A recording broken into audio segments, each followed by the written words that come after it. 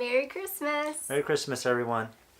We want to put together this quick video to give you pointers on how to take better self-portraits. We actually started this video about a week and a half ago outdoors, but and we couldn't finish because it started raining on us, and it hasn't stopped. Yeah, every day since. It hasn't stopped since, seriously. I mean, if you look at the news and photos of the Northwest, I mean, lots of places are flooded. It's so bad that salmon are crossing, not the rivers, they're crossing roads. So it's crazy. That's how crazy it is. So we figured, you know what? Instead of not putting out this video, let's just finish it up indoors. We have some footage of the outdoor session that we did, the outdoor parts, but we'll finish this up indoors. Now here's our first tip on how to improve your self-portraits, whether it's your family getting together for Christmas or you just want to include some photos of yourself in your photos. Get a tripod. That's the number one thing. I mean, we've all done it before. We've stacked books together. We put it on a backpack, and inevitably, you know, it tilts or it slides off or it moves. And if you've got, you know, an expensive camera, you don't want anything to happen where it falls off. Now this is the tripod that we use. It's a nice and portable one, and I'll put links to all the products that we have on the description just in case you're curious. But essentially, when you have a good tripod and a good ball head, you can just slide your camera right in and it locks in with the lever. Just like that. So it's nice and easy. It locks in and then it allows you to get any position you want, any frame you want, and lock that in, and it holds. I think one of the most important things with the tripod is it allows you to be stabilized even in uneven ground. So let's say you're on a hill or a little bit of a slope and one leg needs to be longer than the other. Then you just extend it and it's still stable. That's the key with the tripod, and it's not going to move. You've got hooks down here to, you know, where you can latch things onto it. And that's the most important thing. Use a tripod. You'll thank yourself later on. Okay, so I had to come off camera for this one, but tip number 2 is when you're doing self-portraits, use manual focus. That way your focus never changes with each different frame that you're going to grab. That way you don't have to run back and forth each time to make sure the focus is accurate. Now most cameras nowadays will have a live view, kind of like this. You turn it on to manual focus and then zoom in. There's always a zoom button. Zoom in.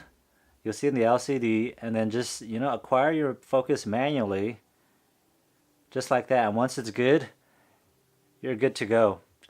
And then you can just set your self timer, click it as many times as you want, and it's good. You never have to worry about focus. Okay, now that we've gone over using manual focus and using a tripod, let's talk about the 3 typical ways that we always use for self-portraits, right? And the first one is always the self-timer. Every camera has a self-timer button, you know, whether it's 5 seconds or 10 seconds. You set it, you run back and forth, and then you hope to, you know, capture a good photo within the 5 seconds that you have. Now, here's the thing with using self-timer, right? I mean, the best thing about it is that it's free. It doesn't cost anything because it comes with every camera, you know, whether it's 5 seconds, 10 seconds, whatever. But the problem with that is you got to run back and forth each time. And not only that, anytime you get a countdown, everyone freezes their faces. It's tough to get a genuine, that real nice smile that everyone wants to capture, you know, especially if they're family during the holidays. Anytime there's a countdown, especially with little ones, kids, you're going to get that cheesy smile. 5, 4, 3, 2, 1, cheese. And that's how it's going to look. You know, so when you want to capture that raw interaction, that genuine interaction, then you have to move up to different methods, like different ways to trigger your camera, whether it's with a remote trigger or with your cell phone. And I'll go through those methods right now. Okay guys, so this is the second method. I'm getting up close here on, this is our Sony a7 II. And I think most new cameras, especially the new compact cameras, will have some type of remote control.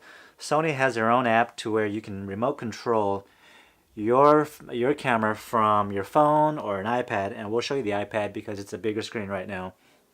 Now, to do this, I just go into here, the application list, and then I'm going to turn on the smart remote control.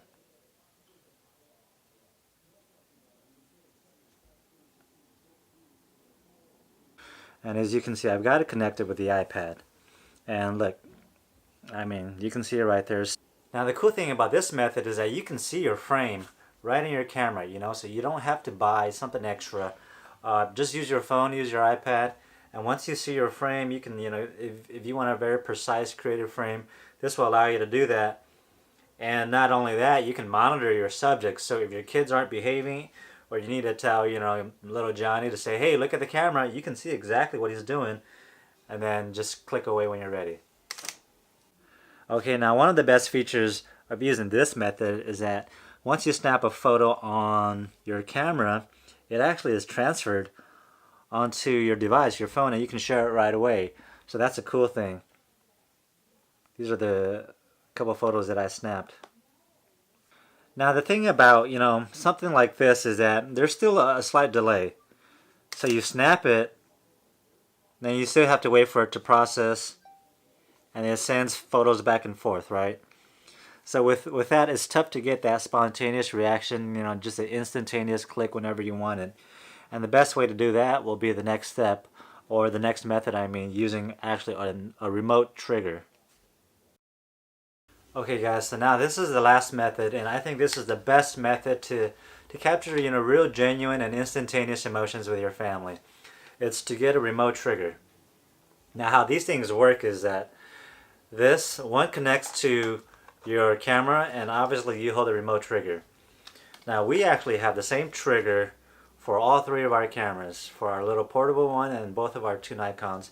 All you need is, same thing, different cables. This cable is for the Sony, and these other two cables are for our other cameras. So it's not like you have to buy a separate remote trigger for each camera. You buy one universal trigger and different cables for each. Alright guys, so I've plugged it in. You can see one cable goes to the receiver. This is the transmitter, the trigger, and the other cable goes into the camera body. Different camera bodies, whether you have Nikon, Sony, or Canon, all you need is a different cable. And the best thing about this is once you set up your frame, you've got it on manual focus, you've got it on a tripod, and you want to interact with the kids, interact with your family, you tell everyone to smile. If someone's got something funny and everyone's laughing, you just click. And that's all you got to do. You interact with each other, you look at each other, and you hold this remote off camera, you know, behind or something. And then when, you know, you've got that right time, because it's always capturing the right moment at the right time is where you get, you know, the best photos.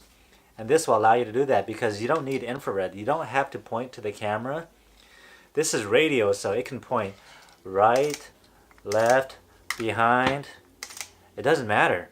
And that's the beauty of having a radio trigger.